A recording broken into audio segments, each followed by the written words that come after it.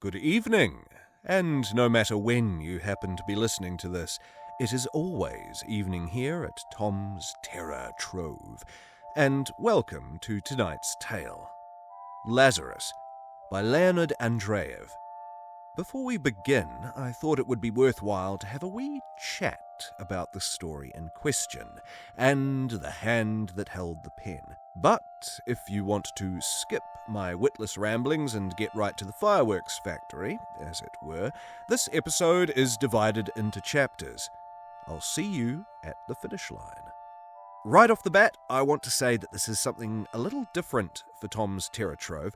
I enjoyed reading this story immensely. That's not to say that that's the thing that is different. It's the nature of the story. A little more literary, perhaps, although there have been a few others in the past. But to reduce more than a century of critical attention and literary context to a crudely enthusiastic endorsement of this particular one, Lazarus was fucking metal, man. It was bleak. It was brutal. It out-Lovecraft's Lovecraft, in a certain sense, in its presentation of a kind of cosmic indifference. Actually, Lovecraft and Robert E were definitely influenced by the author of the work. To expand on that, or continue on, I will say that you don't really need to know the background of the story of Lazarus from the Christian New Testament for this to make sense.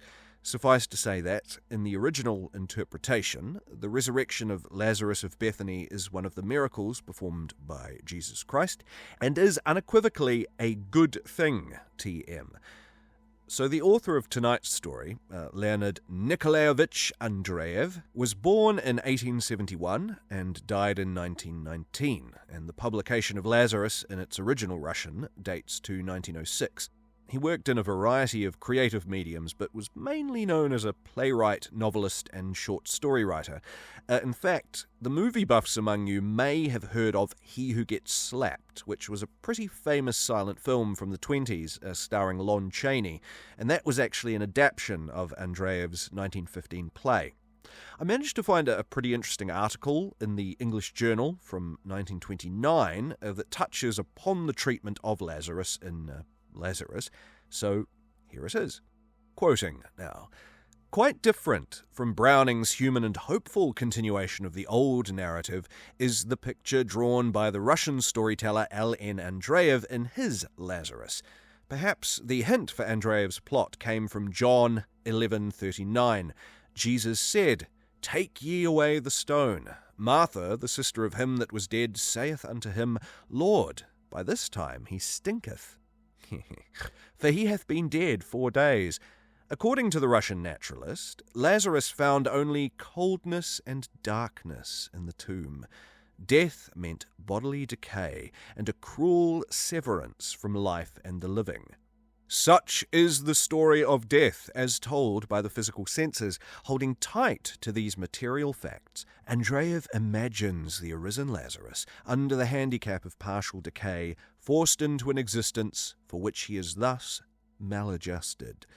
Not even his mental faculties have escaped injury. His interest in life and his awareness of it have withered. A sorrier state than death itself. So, hopefully that's whetted your appetite. Let us begin.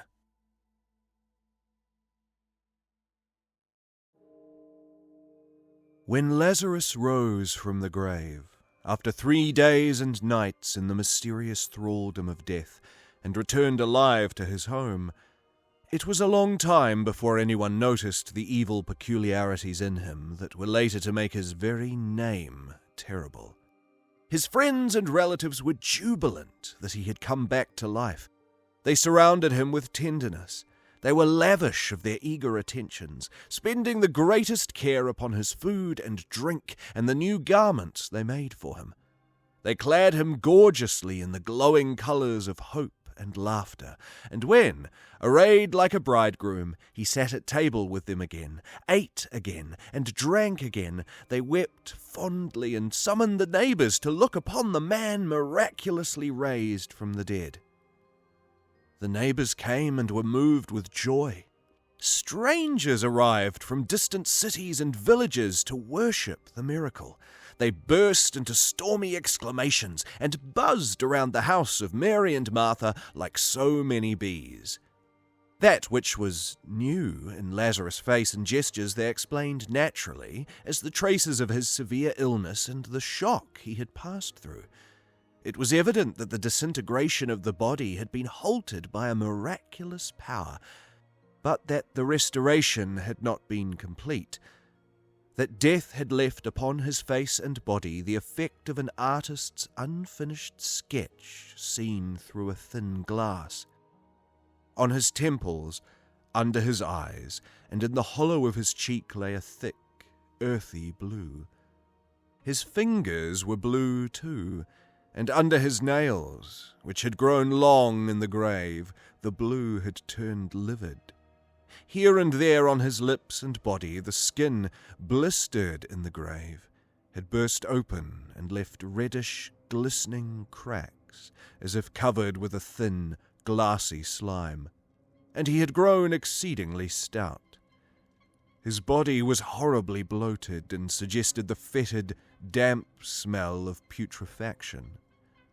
But the cadaverous, heavy odour that clung to his burial garments and, as it seemed, to his very body, soon wore off, and after some time the blue of his hands and face softened, and the reddish cracks of his skin smoothed out, though they never disappeared completely. Such was the aspect of Lazarus in his second life. It looked natural only to those who had seen him buried. Not merely Lazarus' face, but his very character, it seemed, had changed, though it astonished no one and did not attract the attention it deserved. Before his death, Lazarus had been cheerful and careless, a lover of laughter and harmless jest. It was because of his good humour, pleasant and equable, his freedom from meanness and gloom, that he had been so beloved by the Master. Now he was grave and silent. Neither he himself jested, nor did he laugh at the jests of others, and the words he spoke occasionally were simple, ordinary and necessary words, words as much devoid of sense and depth as are the sounds with which an animal expresses pain and pleasure, thirst and hunger. Such words a man may speak all his life, and no one would ever know the sorrows and joys that dwelt within him. Thus it was that Lazarus sat at the festive table among his friends and relatives, his face the face of a corpse over which, for 3 days, death had reigned in darkness, his garments gorgeous and festive, glittering with gold, bloody red and purple, his mien heavy and silent. He was horribly changed and strange, but as yet undiscovered. In high waves, now mild, now stormy, the festivities went on around him. Warm glances of love caressed his face, still cold with the touch of the grave, and a friend's warm hand patted his bluish, heavy hand. And the music played joyous tunes mingled of the sounds of the tympanum, the pipe, the zither, and the dulcimer. It was as if bees were humming, locusts buzzing, and birds singing over the happy home of Mary and Martha. Someone recklessly lifted the veil. By one breath of an uttered word he destroyed the serene charm, and uncovered the truth in its ugly nakedness. No thought was clearly defined in his mind when his lips smilingly asked, "Why do you not tell us, Lazarus? What was there?" And all became silent, struck with the question. Only now it seemed to have occurred to them that for 3 days Lazarus had been dead, and they looked with curiosity awaiting an answer. But Lazarus remained silent. "You will not tell us?" wondered the inquirer. "Is it so terrible there?" Again his thoughts lagged behind his words. Had it preceded them, he would not have asked the question, for, at the very moment he uttered it, his heart sank with a dread fear. All grew restless. They awaited the words of Lazarus anxiously. But he was silent, cold and severe, and his eyes were cast down. And now, as if for the first time, they perceived the horrible bluishness of his face and the loathsome corpulence of his body. On the table, as if forgotten by Lazarus, lay his livid blue hand, and all eyes were riveted upon it, as though expecting the desired answer from that hand. The musicians still played. Then silence fell upon them too, and the gay sounds died down, as scattered coals are extinguished by water. The pipe became mute, and the ringing tympanum and the murmuring dulcimer, and as though a chord were broken, as though song itself were dying, the zither echoed a trembling, broken sound. Then all was quiet. "You will not?" repeated the inquirer, unable to restrain his babbling tongue. Silence reigned, and the livid blue hand lay motionless. It moved slightly, and the company sighed with relief and raised their eyes. Lazarus, risen from the dead, was looking straight at them, embracing all with one glance, heavy and terrible. This was on the third day after Lazarus had arisen from the grave. Since then many had felt that his gaze was the gaze of destruction, but neither those who had been forever crushed by it, nor those who in the prime of life, mysterious even as death, had found the will to resist his glance, could ever explain the terror that lay immovable in the depths of his black pupils. He looked quiet and simple. One felt that he had no intention to hide anything, but also no intention to tell anything. His look was cold, as of one who is entirely indifferent to all that is alive. And many careless people who pressed around him and did not notice him later learned with wonder and fear the name of this stout, quiet man who brushed against them with his sumptuous, gaudy garments. The sun did not stop shining when he looked, neither did the fountain cease playing, and the eastern sky remained cloudless and blue as always. But the man who fell under his inscrutable gaze could no longer feel the sun, nor hear the fountain, nor recognize his native sky.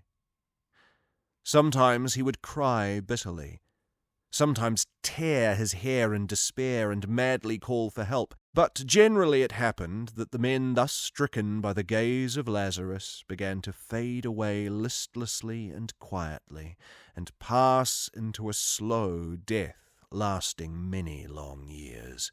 They died in the presence of everybody, colourless, haggard and gloomy, like trees withering on rocky ground. Those who screamed in madness sometimes came back to life, but the others, never.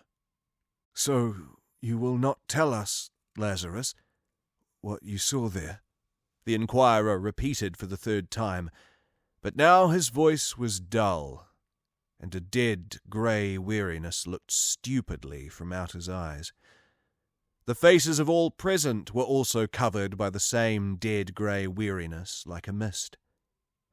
The guests stared at one another stupidly, not knowing why they had come together or why they sat around this rich table. They stopped talking, and vaguely felt it was time to leave, but they could not overcome the lassitude that spread through their muscles. So they continued to sit there, each one isolated, like little dim lights scattered in the darkness of night. The musicians were paid to play, and they again took up the instruments, and again played gay or mournful airs. But it was music made to order, always the same tunes, and the guests listened wonderingly. Why was this music necessary? They thought. Why was it necessary, and what good did it do for people to pull at strings and blow their cheeks into thin pipes and produce varied and strange-sounding noises. "How badly they play," said someone. The musicians were insulted and left. Then the guests departed one by one, for it was nearing night. And when the quiet darkness enveloped them, and it became easier to breathe, the image of Lazarus suddenly arose before each one in stern splendor. There he stood, with the blue face of a corpse and the raiment of a bridegroom, sumptuous and resplendent. In his eyes that cold stare in the depths of which lurked the horrible. They stood still as if turned into stone. The darkness surrounded them, and in the midst of this darkness flamed up the horrible apparition, the supernatural vision of the one who for 3 days had lain under the measureless power of death. 3 days he had been dead. Thrice had the sun risen and set, and he had lain dead. The children had played, the water had murmured as it streamed over the rocks, the hot dust had clouded the highway, and he had been dead. And now he was among men again, touched them, looked at them, and through the black rings of his pupils, as through dark glasses, the unfathomable there gazed upon humanity. No one took care of Lazarus, and no friends or kindred remained with him. Only the great desert, enfolding the holy city, came close to the threshold of his abode. It entered his home, and lay down on his couch like a spouse, and put out all the fires. No one cared for Lazarus. One after the other went away, even his sisters, Mary and Martha. For a long while Martha did not want to leave him, for she knew not who would nurse him or take care of him, and she cried and prayed. But one night, when the wind was roaming about the desert, and the rustling cypress trees were bending over the roof, she dressed herself quietly and quietly went away. Lazarus probably heard how the door was slammed. It had not shut properly, and the wind kept knocking it continually against the post. But he did not rise, did not go out, did not try to find out the reason. And the whole night until the morning the cypress trees hissed over his head, and the door swung to and fro, allowing the cold, greedily prowling desert to enter his dwelling. Everybody shunned him as though he were a leper. They wanted to put a bell on his neck to avoid meeting him, but someone, turning pale, remarked it would be terrible if at night, under the windows, one should happen to hear Lazarus' bell, and all grew pale and assented. Since he did nothing for himself, he would probably have starved had not his neighbours, in trepidation, saved some food for him. Children brought it to him. They did not fear him, neither did they laugh at him in the innocent cruelty in which children often laugh at unfortunates. They were indifferent to him, and Lazarus showed the same indifference to them. He showed no desire to thank them for their services. He did not try to pat the dark hands and look into the simple, shining little eyes. Abandoned to the ravages of time and the desert, his house was falling to ruins, and his hungry, bleating goats had long been scattered amongst his neighbours. His wedding garments had grown old. He wore them without changing them, as he had donned them on that happy day when the musicians played. He did not see the difference between old and new, between torn and whole. The brilliant colours were burnt and faded. The vicious dogs of the city and the sharp thorns of the desert had rent the fine clothes to shreds. During the day, when the sun beat down mercilessly upon all living things, and even the scorpions hid under the stones, convulsed with a mad desire to sting, He sat motionless in the burning rays, lifting high his blue face and shaggy wild beard. While yet the people were unafraid to speak to him, someone had asked him, "Poor Lazarus, do you find it pleasant to sit so and look at the sun?" And he answered, "Yes, it is pleasant." The thought suggested itself to people that the cold of the 3 days in the grave had been so intense, its darkness so deep, that there was not in all the earth enough heat or light to warm Lazarus and lighten the gloom of his eyes, and inquirers turned away with a sigh.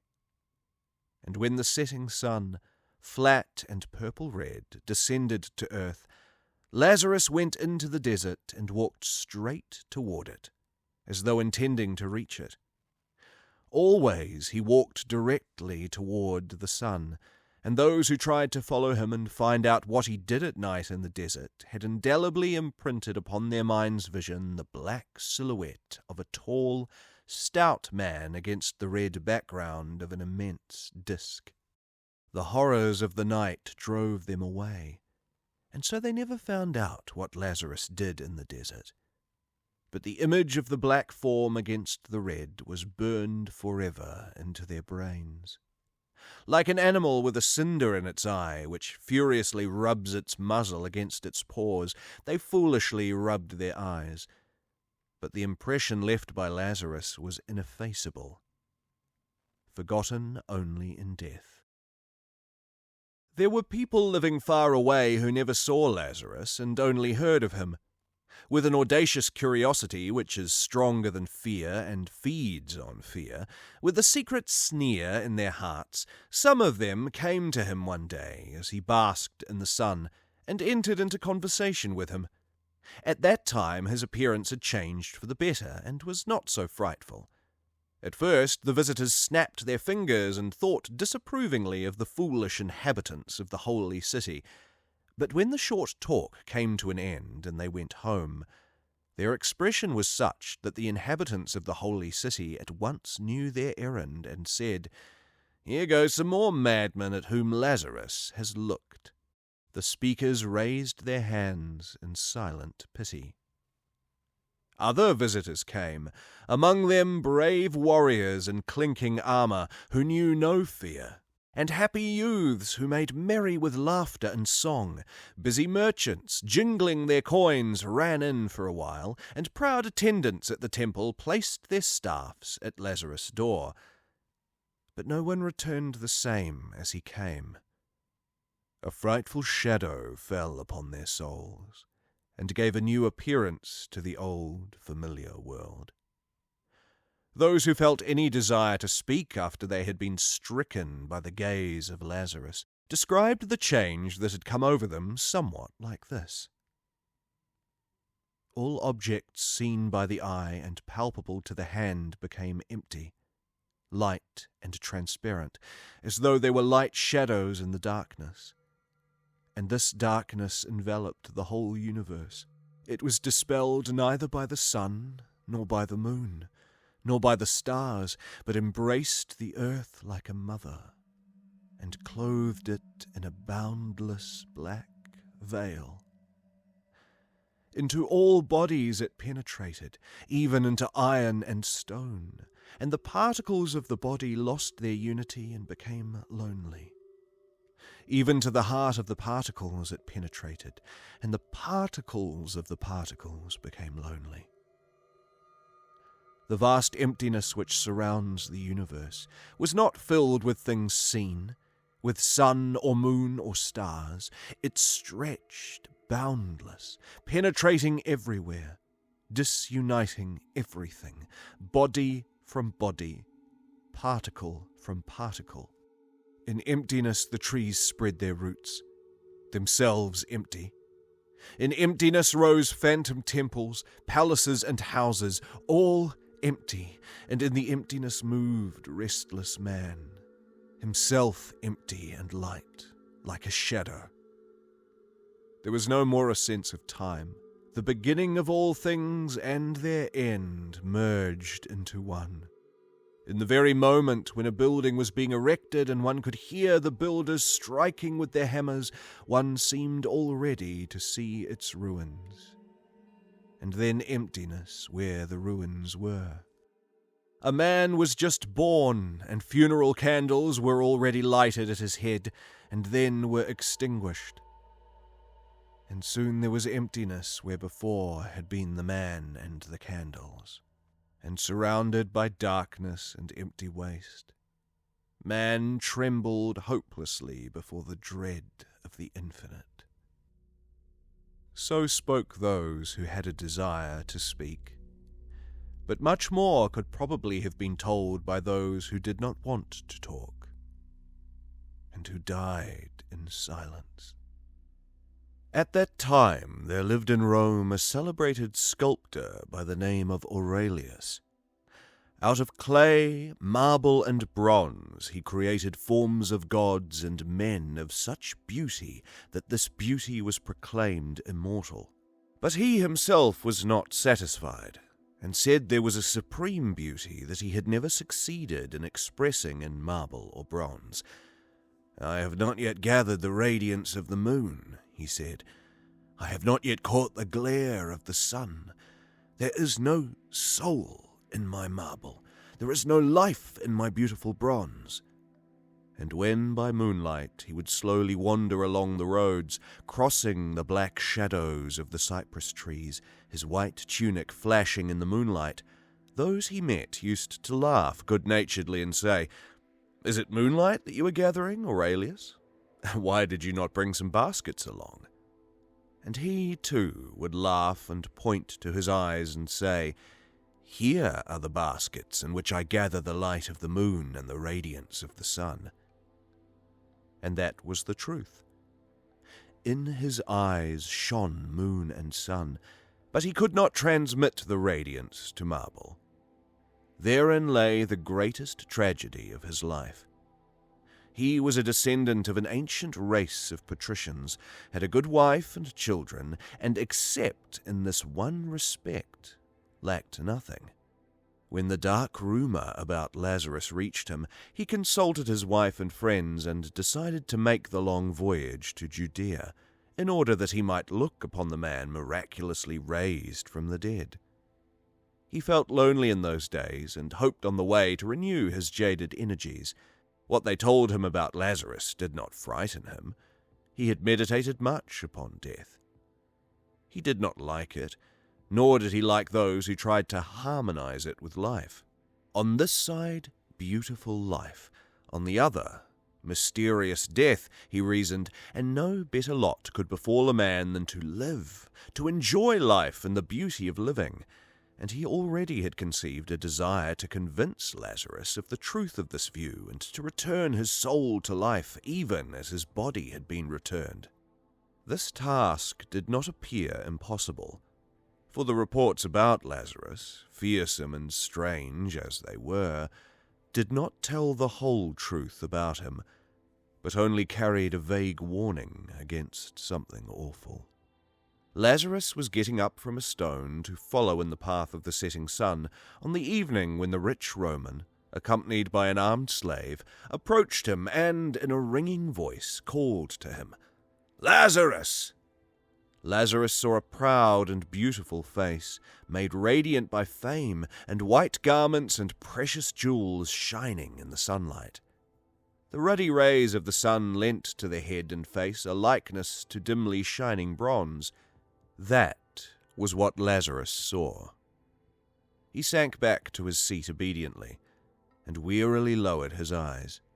"It is true you are not beautiful, my poor Lazarus," said the Roman quietly, playing with his gold chain.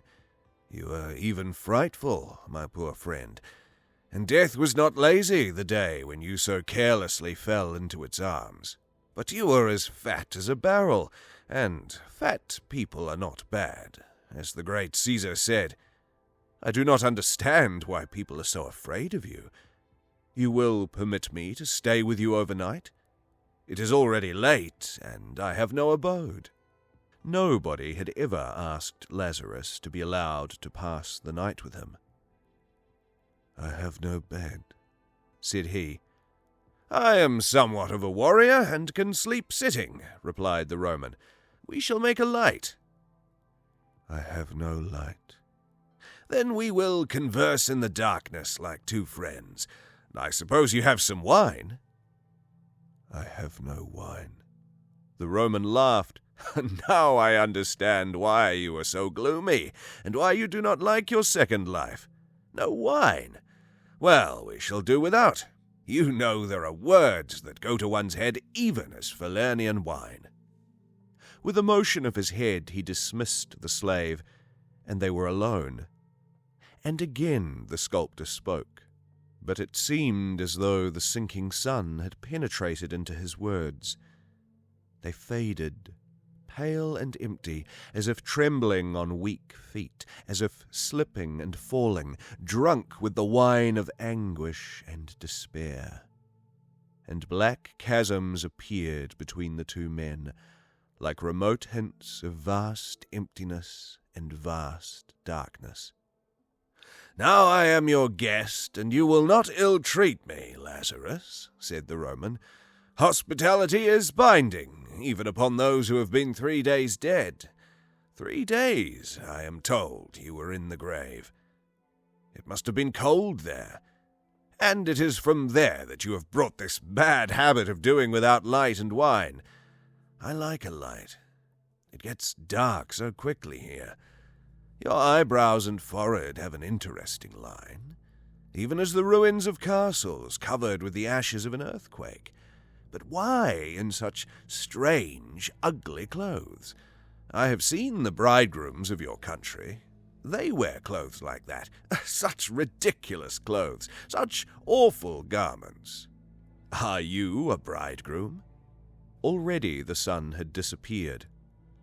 A gigantic black shadow was approaching fast from the west, as if prodigious bare feet were rustling over the sand, and the chill breezes stole up behind.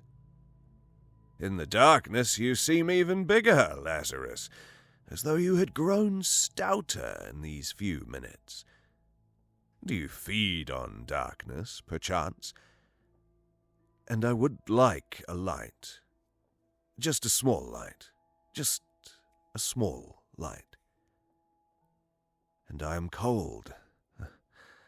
The nights here are so barbarously cold. If it were not so dark, I should say you were looking at me, Lazarus. Yes, it seems. You are looking. You are looking. You are looking at me. I feel it. Now you are smiling." The night had come, and a heavy blackness filled the air. "How good it will be when the sun rises again tomorrow. You know I am a great sculptor, so my friends call me. I create, yes, they say I create, but for that daylight is necessary. I give life to cold marble. I melt the ringing bronze in the fire, in a bright, hot fire. Why did you touch me with your hand?" "Come," said Lazarus. "You are my guest." And they went into the house, and the shadows of the long evening fell on the earth. The slave at last grew tired waiting for his master, and when the sun stood high he came to the house, and he saw, directly under its burning rays, Lazarus and his master sitting close together. They looked straight up, and were silent. The slave wept and cried aloud, "Master! What ails you, master?" The same day Aurelius left for Rome. The whole way he was thoughtful and silent, attentively examining everything, the people, the ship, and the sea, as though endeavouring to recall something. On the sea a great storm overtook them, and all the while Aurelius remained on deck and gazed eagerly at the approaching and falling waves. When he reached home his family was shocked at the terrible change in his demeanour, but he calmed them with the words, "I have found it." In the dusty clothes which he had worn during the entire journey and had not changed, he began his work, and the marble ringingly responded to the resounding blows of the hammer. Long and eagerly he worked, admitting no one. At last, one morning, he announced that the work was ready, and gave instructions that all his friends and the severe critics and judges of art be called together. Then he donned gorgeous garments, shining with gold, glowing with the purple of the bison. "Here is what I have created," he said thoughtfully. His friends looked, and immediately the shadow of deep sorrow covered their faces. It was a thing monstrous, possessing none of the forms familiar to the eye, yet not devoid of a hint of some new, unknown form. On a thin, tortuous little branch, or rather an ugly likeness of one, lay crooked, strange, unsightly, shapeless heaps of something turned outside in, or something turned inside out. Wild fragments which seemed to be feebly trying to get away from themselves, and accidentally, under one of the wild projections, they noticed a wonderfully sculptured butterfly, with transparent wings, trembling as though with a weak longing to fly. "Why that wonderful butterfly, Aurelius?" timidly asked someone. "I do not know," answered the sculptor. The truth had to be told, and one of his friends, the one who loved Aurelius best, said, "This is ugly, my poor friend. It must be destroyed. Give me the hammer." And with 2 blows he destroyed the monstrous mass, leaving only the wonderfully sculptured butterfly. After that, Aurelius created nothing. He looked with absolute indifference at marble and at bronze and at his own divine creations, in which dwelt immortal beauty.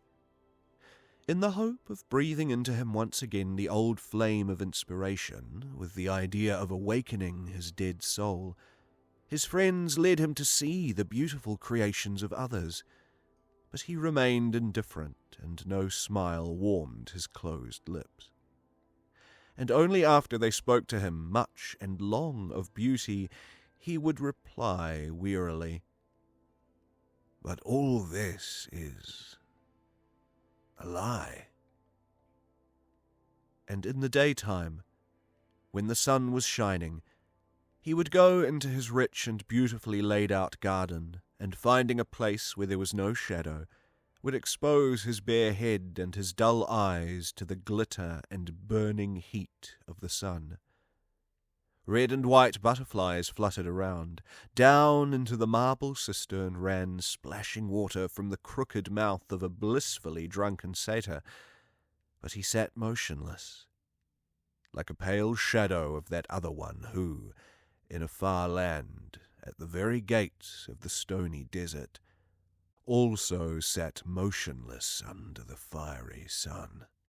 And it came about finally that Lazarus was summoned to Rome by the great Augustus. They dressed him in gorgeous garments, as though it had been ordained that he was to remain a bridegroom to an unknown bride until the very day of his death. It was as if an old coffin, rotting and falling apart, were re-gilded over and over, and gay tassels were hung on it. And solemnly they conducted him in gala attire, as though in truth it were a bridal procession, the runners loudly sounding the trumpet that the way be made for the ambassadors of the emperor. But the roads along which he passed were deserted. His entire native land cursed the execrable name of Lazarus, the man miraculously brought to life, and the people scattered at the mere report of his horrible approach. The trumpeters blew lonely blasts, and only the desert answered with a dying echo.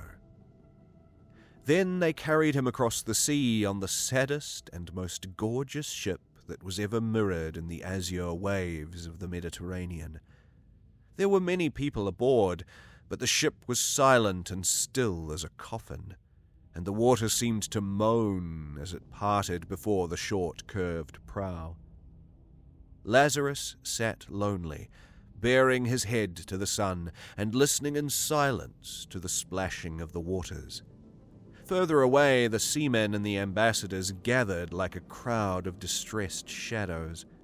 If a thunderstorm had happened to burst upon them at that time, or the wind had overwhelmed the red sails, the ship would probably have perished, for none of those who were on her had strength or desire enough to fight for life. With supreme effort, some went to the side of the ship and eagerly gazed at the blue, transparent abyss. Perhaps they imagined they saw a naiad flashing a pink shoulder through the waves, or an insanely joyous and drunken centaur galloping by, splashing up the water with his hooves. But the sea was deserted and mute, and so was the watery abyss. Listlessly Lazarus set foot on the streets of the eternal city, as though all its riches, all the majesty of its gigantic edifices, all the lustre and beauty and music of refined life were simply the echo of the wind in the desert, or the misty images of hot running sand. Chariots whirled by. The crowd of strong, beautiful, haughty men passed on, builders of the eternal city and proud partakers of its life. Songs rang out, fountains laughed, pearly laughter of women filled the air, while the drunkard philosophized and the sober ones smilingly listened. Horseshoes rattled on the pavement, and surrounded on all sides by glad sounds, a fat, heavy man moved through the center of the city like a cold spot of silence, sowing in his path grief, anger, and vague, carking distress. Who dared to be sad in Rome? Indignantly demanded frowning citizens. And in 2 days the swift-tongued Rome knew of Lazarus, the man miraculously raised from the grave, and timidly evaded him. There were many brave men ready to try their strength, and at their senseless call Lazarus came obediently. The emperor was so engrossed with state affairs that he delayed receiving the visitor, and for 7 days Lazarus moved among the people. A jovial drunkard met him with a smile on his red lips. "Drink, Lazarus, drink!" he cried. "Would not Augustus laugh to see you drink?" And naked, besotted women laughed, and decked the blue hands of Lazarus with rose leaves. But the drunkard looked into the eyes of Lazarus, and his joy ended forever. Thereafter he was always drunk. He drank no more, but was drunk all the time, shadowed by fearful dreams instead of the joyous reveries that wine gives. Fearful dreams held him day and night in the mists of monstrous fantasy, and death itself was no more fearful than the apparition of its fierce precursor. Lazarus came to a youth and his lass who loved each other and were beautiful in their love. Proudly and strongly holding in his arms his beloved one, the youth said with gentle pity, "Look at us, Lazarus, and rejoice with us. Is there anything stronger than love?" And Lazarus looked at them. And their whole life they continued to love one another, but their love became mournful and gloomy, even as those cypress trees over the tombs that feed their roots on the putrescence of the grave, and strive in vain in the quiet evening hour to touch the sky with their pointed tops. Hurled by fathomless life forces into each other's arms, they mingled their kisses with tears, their joy with pain, and only succeeded in realizing the more vividly a sense of their slavery to the silent nothing. Forever united, forever parted, They flashed like sparks, and like sparks went out in boundless darkness. Lazarus came to a proud sage, and the sage said to him, "I already know all the horrors that you may tell me, Lazarus. With what else can you terrify me?" Only a few moments passed before the sage realized that the knowledge of the horrible is not the horrible, and that the sight of death is not death, and he felt that in the eyes of the infinite wisdom and folly are the same, for the infinite knows them not, and the boundaries between knowledge and ignorance, between truth and falsehood, between top and bottom faded, and his shapeless thought was suspended in emptiness. Then he grasped his grey head in his hands and cried out insanely, "I cannot think! I cannot think!" Thus it was under the cool gaze of Lazarus, the man miraculously raised from the dead, all that serves to affirm life, its sense and its joys, perished. And people began to say it was dangerous to allow him to see the emperor, that it were better to kill him and bury him secretly, and swear he had disappeared. Swords were sharpened, and youths devoted to the welfare of the people announced their readiness to become assassins, when Augustus upset the cruel plans by demanding that Lazarus appear before him. Even though Lazarus could not be kept away, it was felt that the heavy impression conveyed by his face might be somewhat softened. With that end in view, expert painters, barbers, and artists were secured who worked the whole night on Lazarus' head. His beard was trimmed and curled, the disagreeable and deadly bluishness of his hands and face was covered up with paint, his hands were whitened, his cheeks rouged.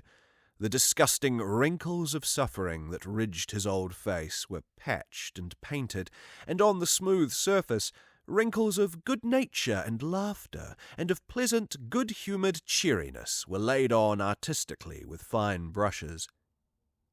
Lazarus submitted indifferently to all they did with him, and soon was transformed into a stout, nice-looking old man, for all the world a quiet and good-humoured grandfather of numerous grandchildren. He looked as though the smile with which he told funny stories had not left his lips, as though a quiet tenderness still lay hidden in the corner of his eyes. But the wedding dress they did not dare to take off, and they could not change his eyes.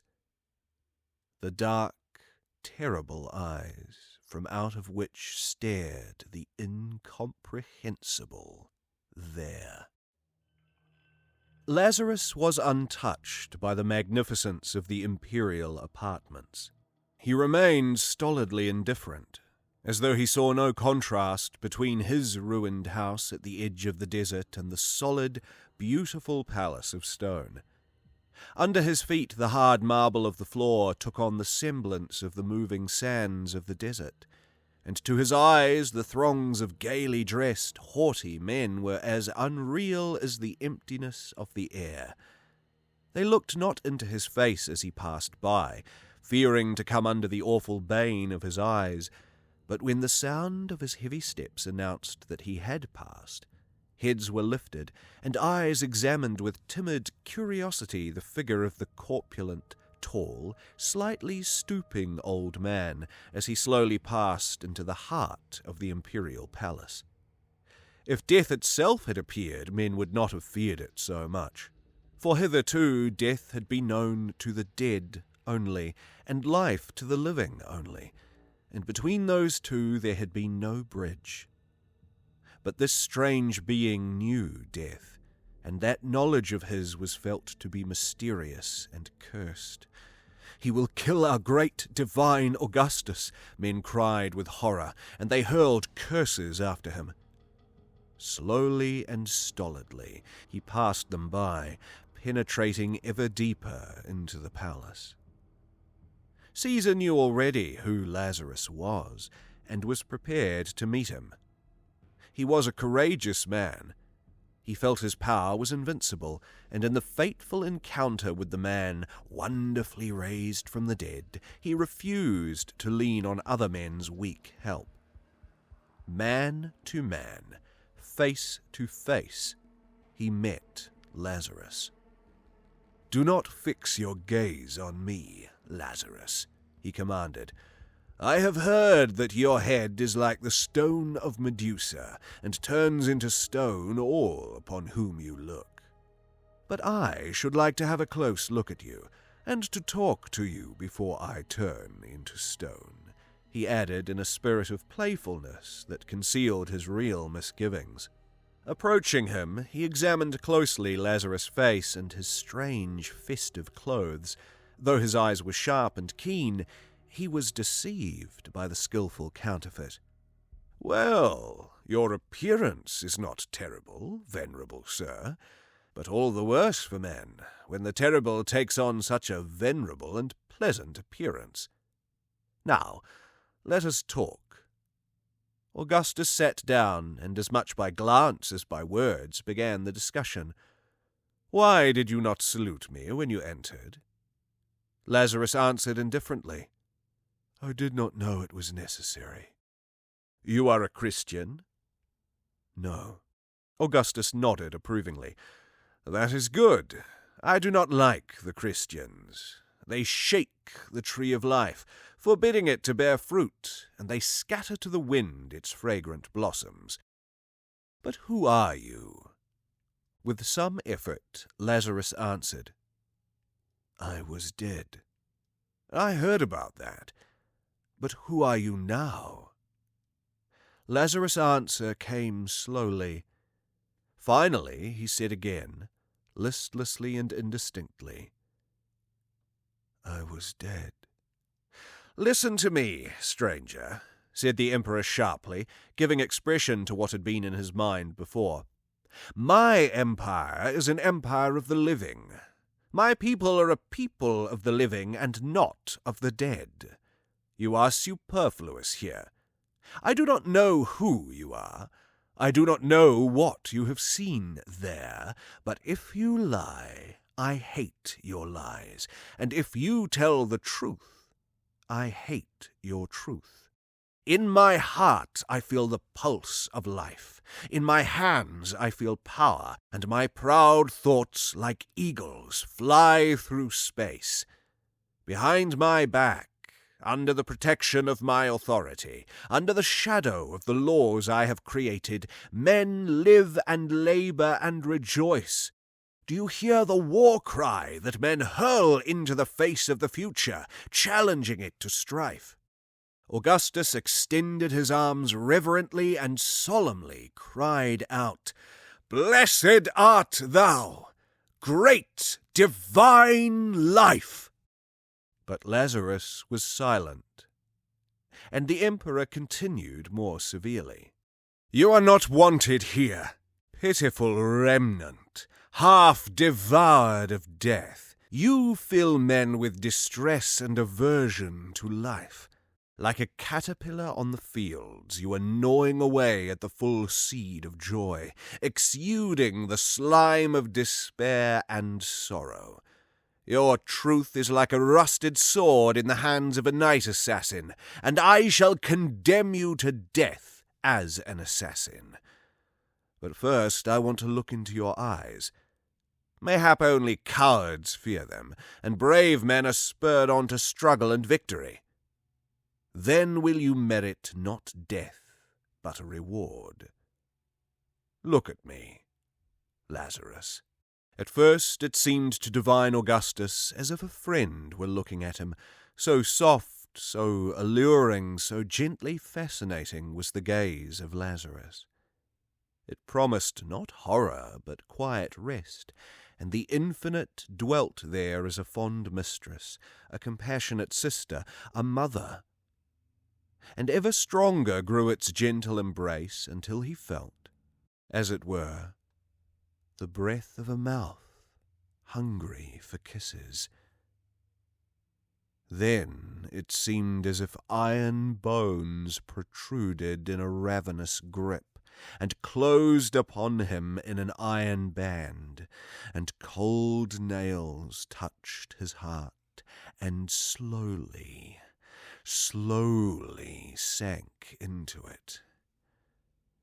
"It pains me," said divine Augustus, growing pale, "but look, Lazarus, look."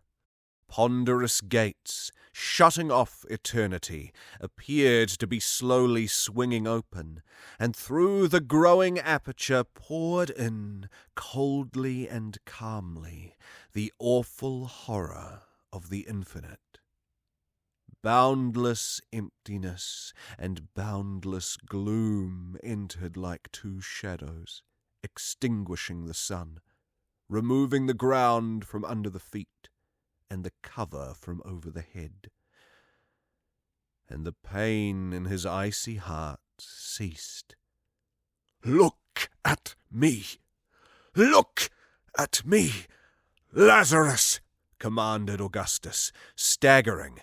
Time ceased, and the beginning of things came perilously near to the end. The throne of Augustus, so recently erected, fell to pieces, and emptiness took the place of the throne and of Augustus. Rome fell silently into ruins. A new city rose in its place, and it too was erased by emptiness. Like phantom giants, cities, kingdoms, and countries swiftly fell and disappeared into emptiness, swallowed up in the black maw of the infinite. "Cease!" commanded the emperor. Already the accent of indifference was in his voice.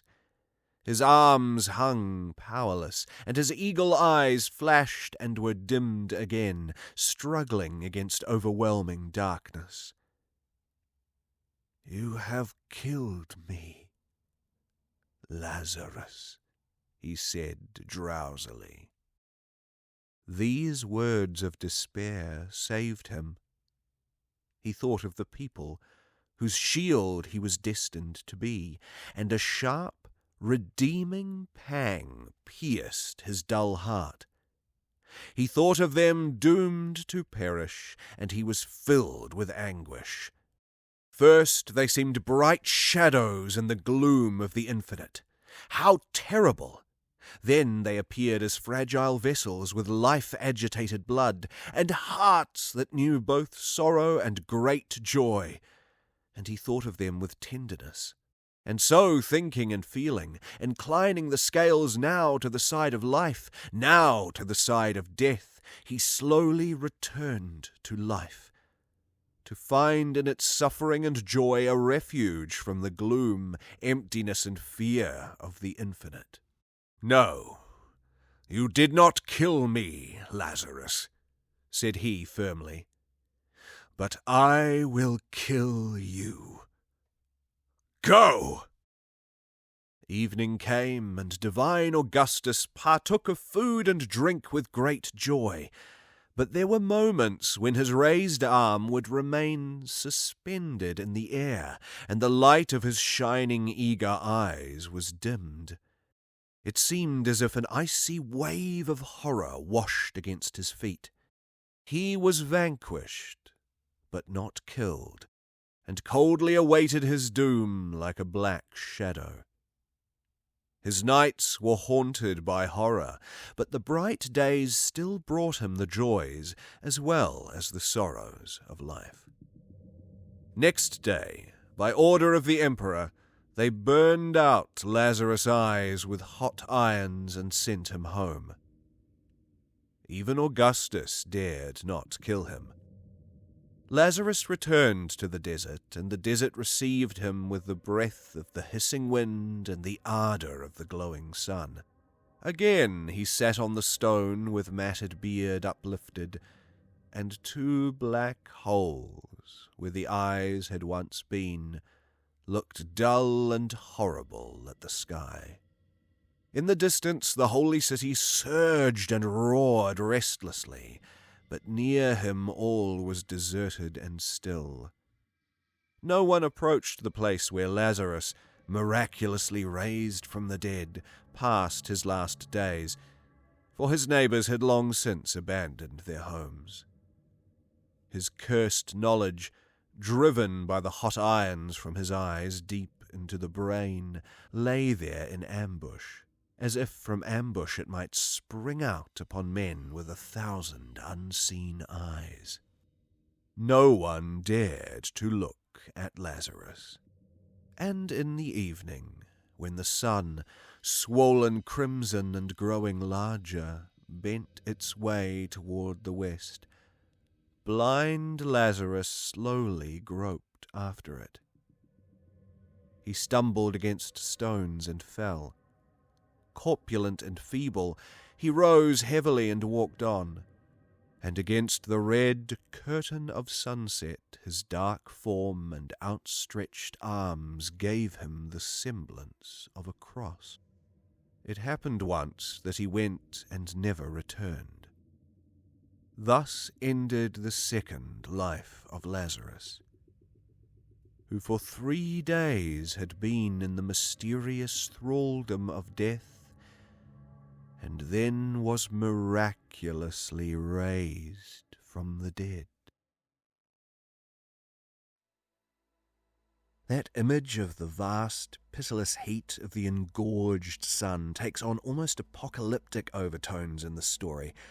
It might be a bit of a stretch, but I felt too that the descriptions of Lazarus look forward a little to the zombies of the 1960s and beyond, although the idea of the Revenant has a long history and tradition, so maybe I just need to get a wider set of cultural references. Who came off the worse from their interaction with he who had seen the nameless there, do you think? Certainly not Augustus, but I'd be interested to hear what you think. Theories are welcome in the comments, as always. I'll likely bring a couple of these up on the next episode, so get typing. If you're moved to do so, of course. And if you've enjoyed this episode, do stick around for a story next week, and the week after that, and the week after that, and so on ad infinitum. I do this all myself, the wonderful voice actors who contribute their talents to the crawling world notwithstanding. So if you'd like to toss a few coins into the cup to keep the lights on, I'd be ever so grateful. There's a Ko-fi or Ko-fi link in the description. And of course, rating, reviewing, commenting, etc. is enormously helpful too. So with that, I will bid you good night and farewell for now. Take care. It's a scary world out there.